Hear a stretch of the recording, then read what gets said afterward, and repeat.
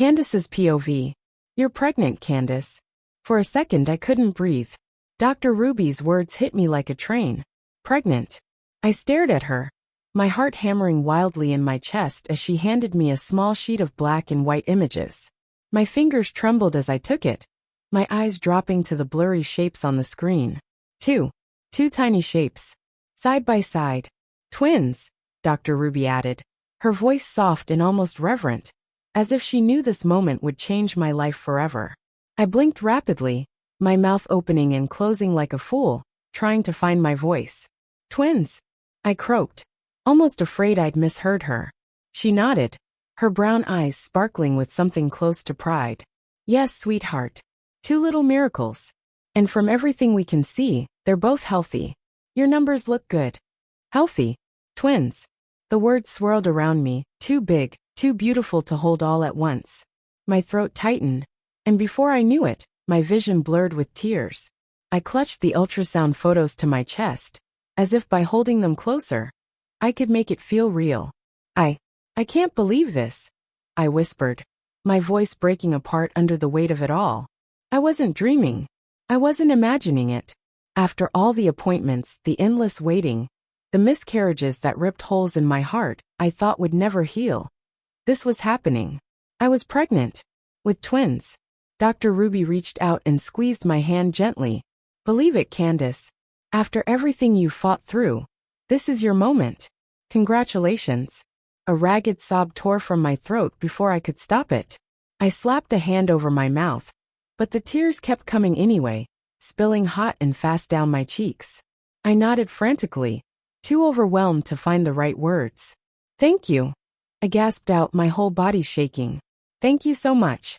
Her smile softened even more, if that was possible. I'm so happy for you. I know how much this means to you. She didn't know the half of it.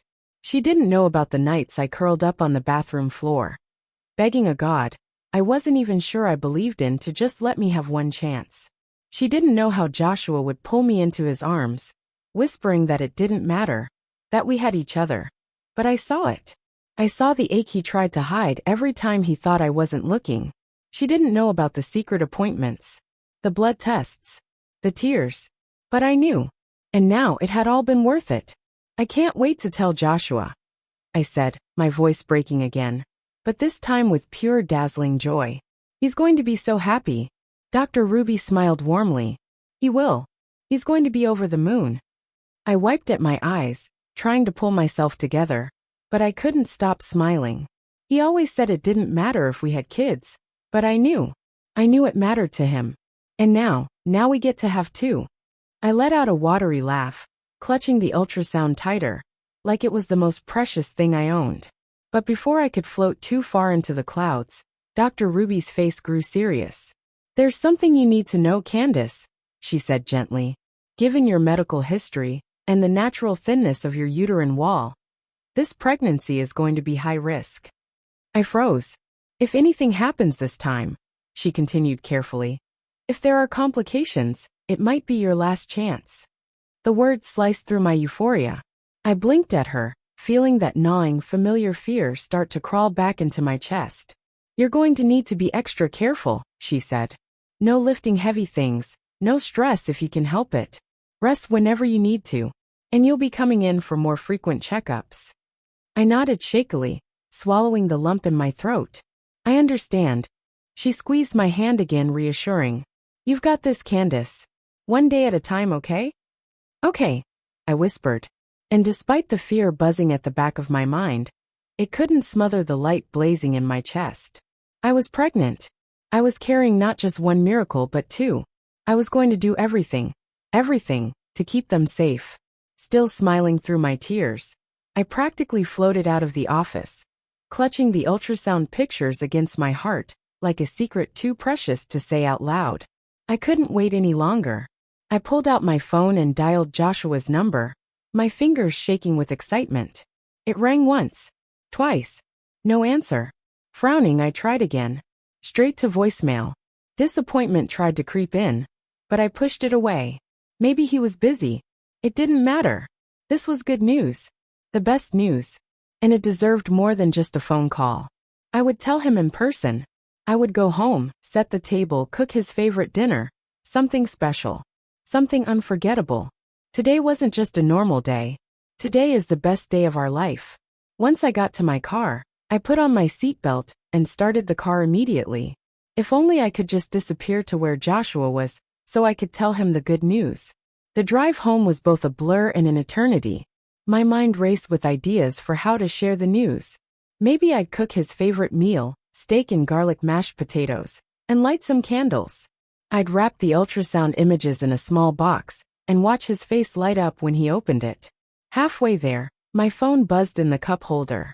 Dr. Ruby's name flashed on the screen. Hello. I answered quickly, putting the call on speaker. Candace, she said, her voice hurried and strained. Her words were swallowed by a burst of noise on her end. Shouting maybe? I couldn't tell. Ruby, I can't hear you. What's going on? She tried again, but her words were fragmented. Someone needs to. The line went dead. I frowned, picking up the phone to check the screen. It was black. Battery low. Phone shutting down. Great, I muttered, tossing the phone back into the cup holder. Whatever she needed could wait. Right now, I had bigger things to focus on. When I pulled into the driveway, I felt a surge of excitement. Joshua's car was parked out front, and his shoes were by the door when I stepped inside. Joshua, I called, slipping off my heels. Honey, are you home? The house was quiet at first, but I spotted his jacket draped over the back of a chair. I smiled to myself. He must have been in a hurry to get comfortable. I wandered into the living room, but something felt off. The coffee table was a mess, papers scattered everywhere. One of the cushions was on the floor, and the throw blanket was crumpled in a heap. My smile faltered. Joshua hated messes. He was always so particular about keeping everything neat. Joshua, I called again, my voice tinged with unease. No answer. That's when I heard it. A sound coming from the bedroom. Muffled voices. A low moan. My heart began to race. I took a step forward, my bare feet silent against the hardwood floor. The sounds grew louder as I approached the bedroom door, and I figured it was a woman's voice. And then I heard her. Violet's voice. Laughter, soft and breathy, unmistakable. My best friend. Candace's Povey pregnant. No, this couldn't be real. Maybe I misheard her. Maybe she didn't mean it like that. But as the seconds dragged on, her words replayed in my head, each repetition slicing into me like shards of glass. And it's yours, she added, her voice brimming with smug satisfaction that I clamped a hand over my mouth to keep from gasping. My chest ached and my breaths came in shallow, ragged bursts.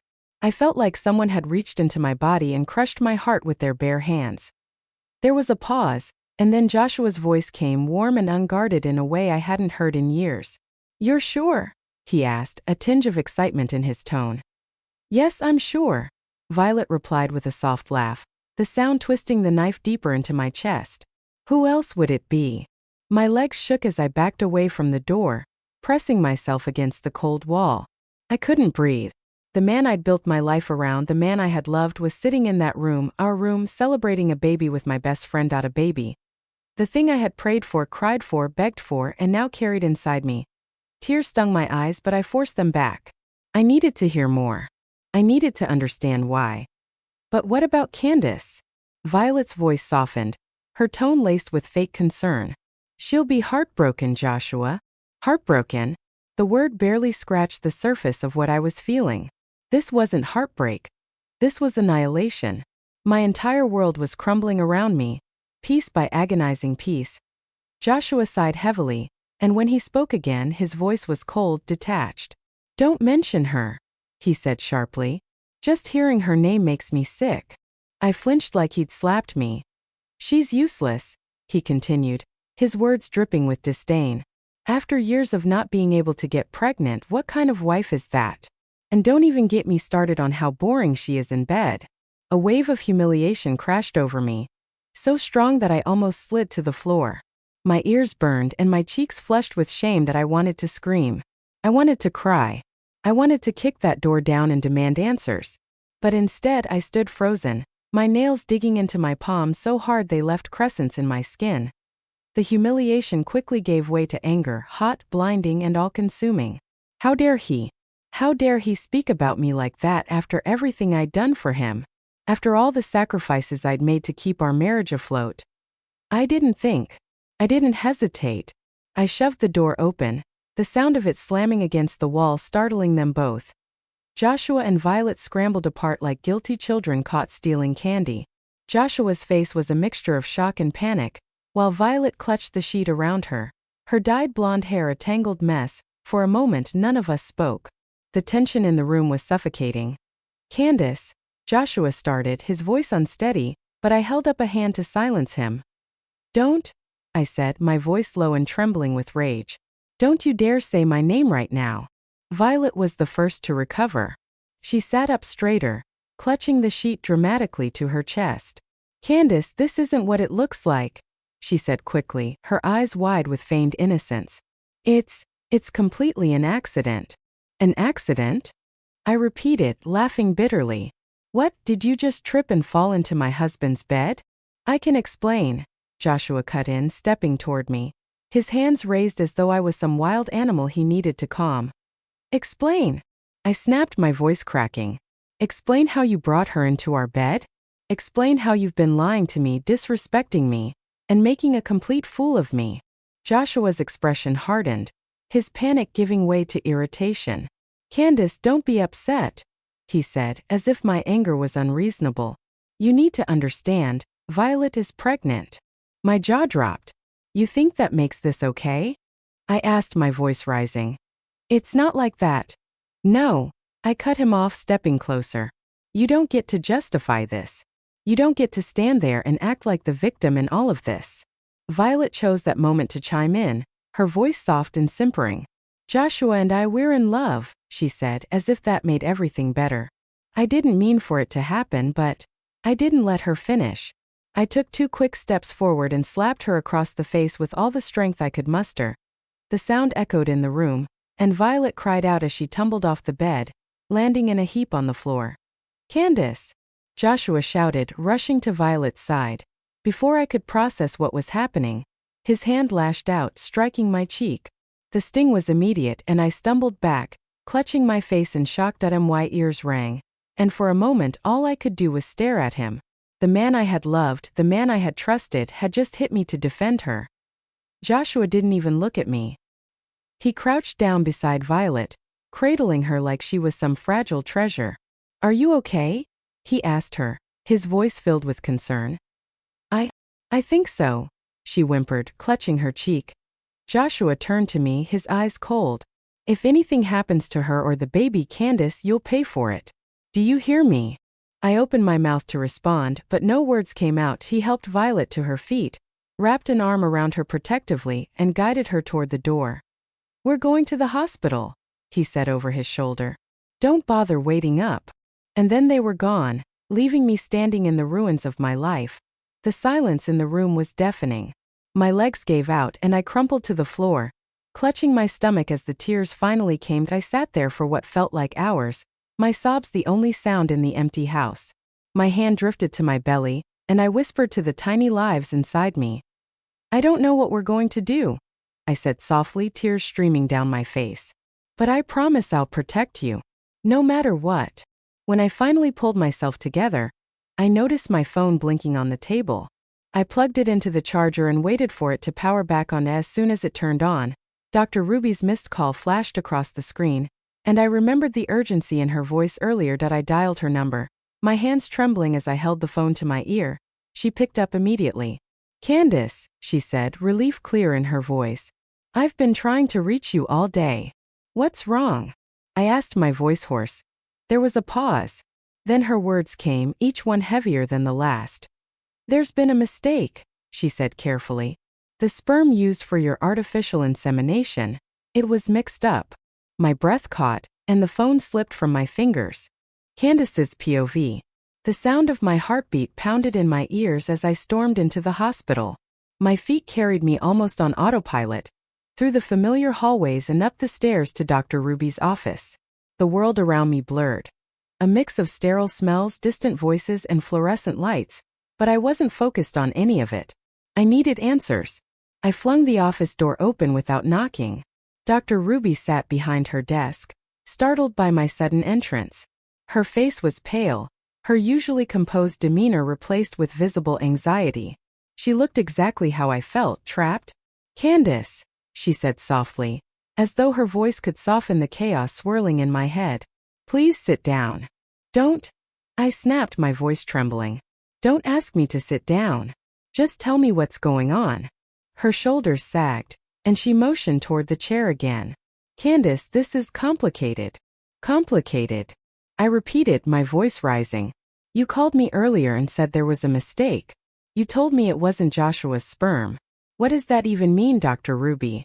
Because I can't wrap my head around it." She hesitated, her fingers gripping the edges of her desk like she needed the support. "Candace, I need you to stay calm," she began, her tone laced with caution. "Don't patronize me." My voice cracked and tears burned the back of my eyes, threatening to spill over. I deserved the truth. I've been through hell for years, blaming myself for something that wasn't even my fault. So if you know something, just say it. Her eyes filled with regret, and I could see how much she hated what she was about to tell me. "Candace," she said quietly, "Joshua doesn't have any active sperm cells. He's completely infertile. He never could have fathered a child." The words hit me like a sledgehammer to the chest.